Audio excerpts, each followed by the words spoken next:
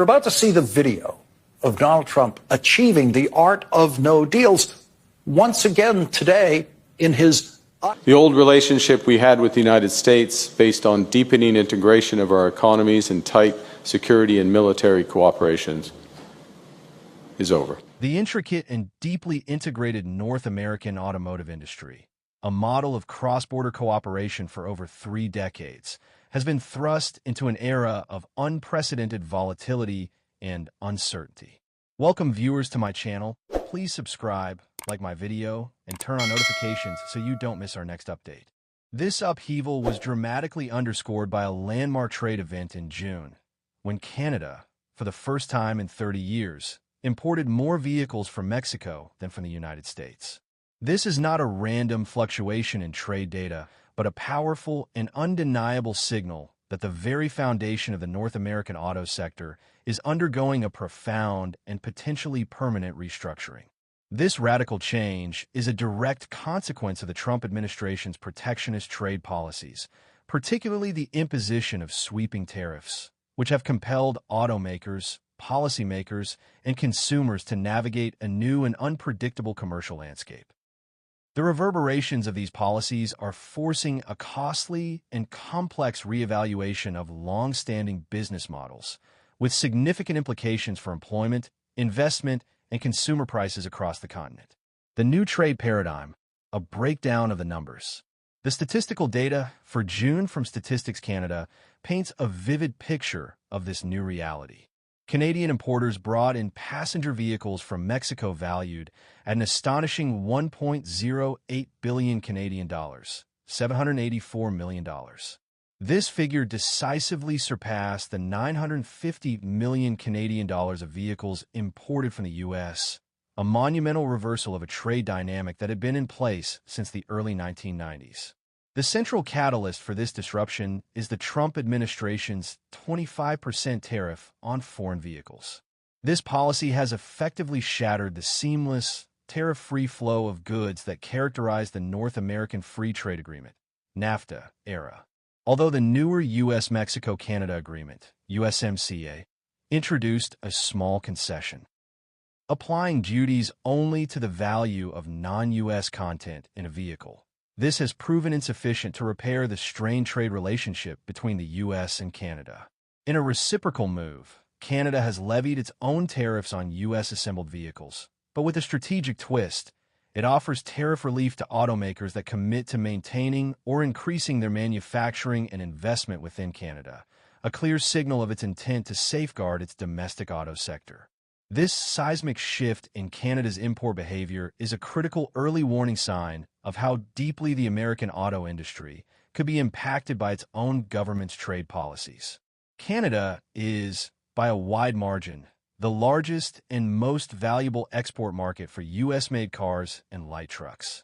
The U.S. has historically maintained a significant auto trade surplus with Canada, with its finished vehicle exports to Canada exceeding the combined total of its exports to Germany, Mexico, and China. This dependence means that any major disruption in the U.S.-Canada trade corridor has the potential to cause immense financial and operational challenges for American automakers. The intricate cross-border movement of parts, which can cross the border up to 8 times before a vehicle is fully assembled, makes the industry particularly vulnerable to these new barriers. This fragmentation of the supply chain, which was a hallmark of North American efficiency, is now becoming a source of considerable risk and cost. Automakers at a crossroads, navigating strategic realignments. In response to this volatile environment, major automakers are being forced to execute complex and costly strategic realignments. Companies like General Motors and Ford, which have traditionally supplied the Canadian market with vehicles from their U.S. plants, are now exploring alternative models. Ford's plan to start producing F-Series Super Duty pickups at its Canadian assembly plant in Ontario in 2026 is a case in point. This decision, following a period of idle production at the facility, is a direct response to the new tariff landscape. By localizing production of a key product for the Canadian market, Ford can avoid tariffs, streamline logistics, and mitigate the risks associated with unpredictable trade policies. Such decisions, while strategically sound, are incredibly expensive and underscore the industry's belief that a return to a stable, tariff-free trade environment is unlikely in the near term. The Canadian Vehicle Manufacturers Association has noted that approximately 90% of the vehicles produced in Canada are exported primarily to the U.S. The current trade instability is a direct threat to this symbiotic relationship, forcing both Canadian and American companies to make difficult long-term choices about their capital investments and supply chains. While the June import data is striking, it is essential to consider the broader context. The sharp increase in Mexican imports to Canada could be a strategic consequence of a rush to import U.S. vehicles in the preceding months. In February and March, Canadian imports of U.S. autos soared to an average of 2.5 billion Canadian dollars as automakers moved to get products into the country before new tariffs took effect. This pre-tariff buying spree, which far exceeded the previous year's monthly average of just over 1.8 billion Canadian dollars, suggests that automakers were anticipating trade turbulence and front-loading their inventory. The June figures, therefore, represent a more normalized look at the new post-tariff reality, a baseline from which future trends can be measured. Instead of passing the increased costs of tariffs directly to consumers, which could damage demand and sales volumes, automakers have largely opted to absorb the costs or adjust their internal operations.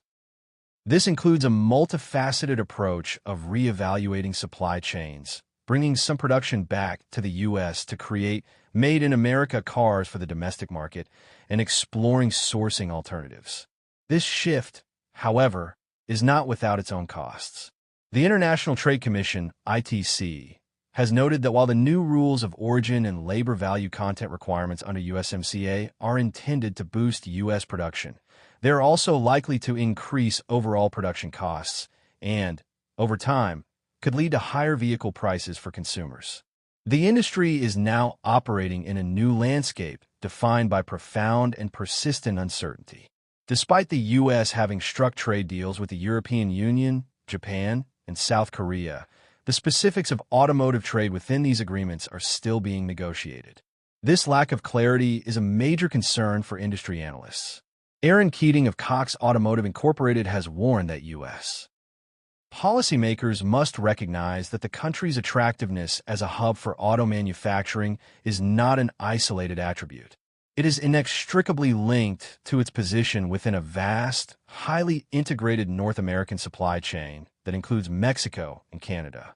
Deliberately disrupting this finely tuned ecosystem, she argues, could have long-term negative consequences that far outweigh any short-term political gains from tariffs. Given that the current administration shows no signs of abandoning its protectionist stance, the restructuring of the global auto supply chain appears to be a permanent, long-term change. Brian Kingston, CEO of the Canadian Vehicle Manufacturers Association, has captured the industry's mood as one of begrudging acceptance of a new, tariff-driven world. He notes that automakers are now wrestling with existential questions about their business models. How do you then manage that? Is there a way to shift production to lower tariffs? Do you pass it on to the consumer? These are not simple questions, but complex, multi-layered strategic dilemmas that will shape the future of the automotive industry for years to come. The longer this uncertainty persists, the more deeply embedded and difficult to reverse these new trade patterns will become, fundamentally altering the fabric of North American automotive trade. The long-term ramifications for employment, investment, and consumer prices across the continent are significant and largely unknown, marking this period as one of the most tumultuous in the history of the North American auto industry.